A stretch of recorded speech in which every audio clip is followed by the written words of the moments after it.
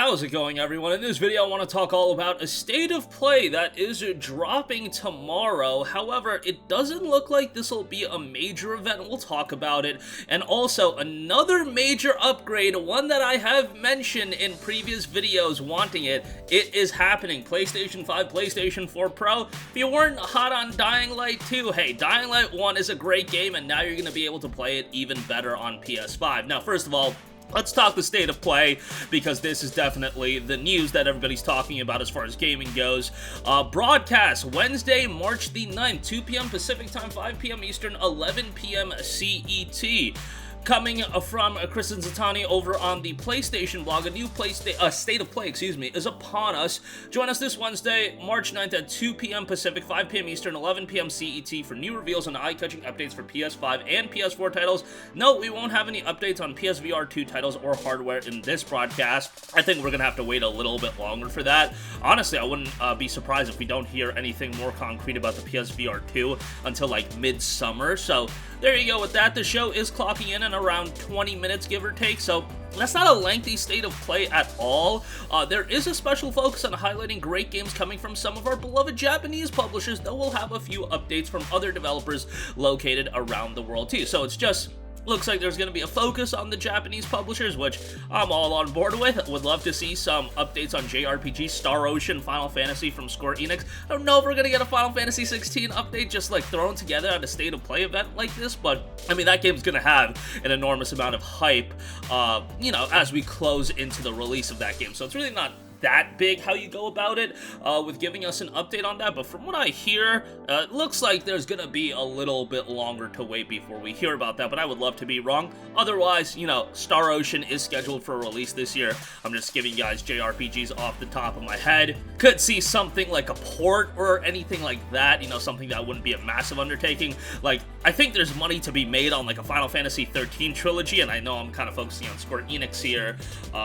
As far as other publishers, Bandai Namco obviously would love to see a new JRPG out of them, but I wouldn't be surprised if they're a bit quiet for a little while just because they had a big 2021 with Scarlet Nexus and Tales of Arise. But if you want to do DLC for Scarlet Nexus, and they have a lot of studios under their umbrella. CyberConnect 2, that's another one that we were supposed to hear about, a new game from them in February, but we didn't. So, I don't know what's going on there. Would love to see CyberConnect 2 showcase their game here as well. But, I'm hoping for a new dot hack, but I don't know if that's ever going to happen. That just might be wishful thinking on my part. But there was talk about a major PlayStation event that was going to happen this month. I wouldn't consider this to be, major. I mean, at the end of the day, it's 20 minutes. They're right off the top saying it's going to have a focus on Japanese publishers, which somebody like me, I absolutely love. I love my JRPGs, but I know a lot of people, they might not be more into some of the niche offerings. I don't know how many of you guys are super excited for the new Star Ocean versus, a lot of you are probably excited for Final Fantasy 16 when that ultimately does drop. But hopefully we hear some good stuff from other developers too. It wouldn't be anything too crazy at this point to hear something from a Sucker Punch, a Blue Point, Gorilla, I think, could be working on something, although if they are doing a Horizon expansion, I don't see that being announced here, but yeah, I could see like a teaser trailer or something like that. God of War release date would be really nice as well. I don't think the game is going to be dropping in June, but if it's going to be dropping in September, you probably want to get the ball rolling on that here sooner rather than later.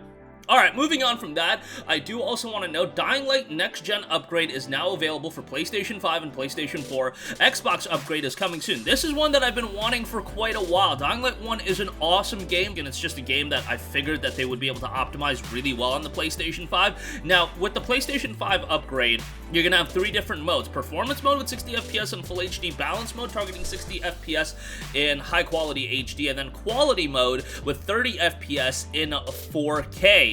Now, it is interesting. Remember when we were heading into this generation how, I don't know, some people were thinking of the narrative that we were going to play these games at 60 FPS in 4K, and I hope you guys are starting to realize how ridiculous of an expectation that is. 4K is just very, very difficult to do. Yes, you'll have your Devil May Cry 5 special editions that'll run at 4K 60, but that is not going to be the norm for the majority of games. going from 1080p to 4K is just a significant jump. You're talking about when it came to the PS3 to the PS4, you're going from 720 to 1080. 4K is just going to be something that, if you want to play games at 4K, 30 FPS is what you're going to have to play at with the majority of titles. You're seeing cross-gen games. Horizon can't do quality mode at 60 frames per second. I doubt God of War is going to do that, so just make sure you start tempering your expectations as far as performance goes, but a $500 box being able to run the latest games at 60 frames per second at, 1080p, 1440p, that's a very, very good thing. Like, Ratchet & Clank running on a $500 box at the performances does, I would say that's a pretty good thing. But nevertheless, just wanted to get that out there as well.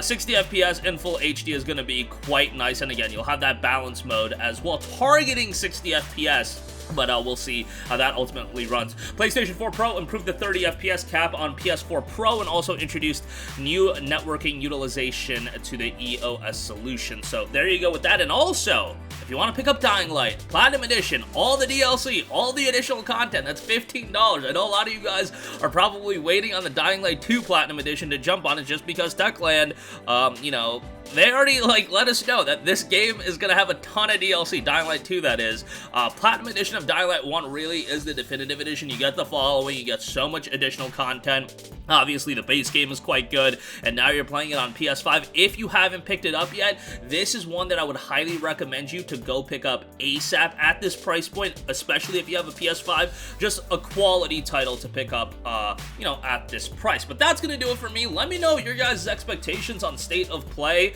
I would temper your expectations on this one. I just don't think it's going to be a big event where you're going to be seeing, maybe we'll see the Infamous 1 remake that I've been wanting. Maybe I'll get really excited about that, but, with these Sony events, I really haven't been that hot on them. I wasn't even that crazy about the PlayStation Showcase last year just because so many of those games were so far away that I'm just like, alright, bro, Wolverine, see you in 2025. Spider-Man 2, see you in 2023. So, I'm not the biggest fan of that, and I hope Sony does dial back on that a little bit. I get they want to get the promotional muscle going on these games, but man, when you're revealing games that are 3-4 years out, I just think that's a little wild. But we'll see how they handle this one. Hopefully we do see some updates on games that are right around the corner. And Dying Light, next-gen upgrade on PlayStation 5, that looks quite nice. 60 FPS is going to be rock solid on that. That's going to do it for me. Sound off with all of your thoughts. And don't forget, Platinum Edition on PSN, $15, steal of a deal. Sound off with all of your thoughts in the comment section down below. Thank you for watching, and goodbye.